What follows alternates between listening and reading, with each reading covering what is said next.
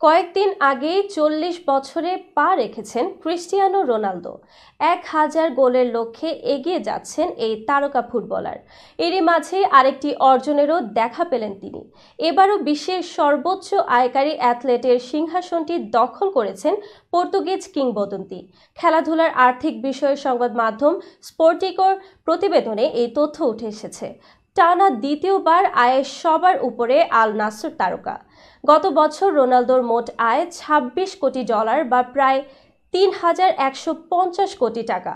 Saudi pro লিগের club Al নাসর থেকে শুধু পারিশ্রমিক বাবদে পেয়েছেন $২১,৫০,০০,০০০। বিভিন্ন স্পন্সর চুক্তি থেকে পেয়েছেন আরও $৪.৫ কোটি। শীর্ষ আয়কারী অ্যাথলেটদের মধ্যে রোনালদোর আয় বছরে অন্তত $২০ কোটি ছুঁয়েছে। রোনালদো এ নিয়ে টানা ৮ বছর অন্তত $১০ কোটি আয় করলেন। গত বছরও $২০ কোটি ছুঁয়েছিল।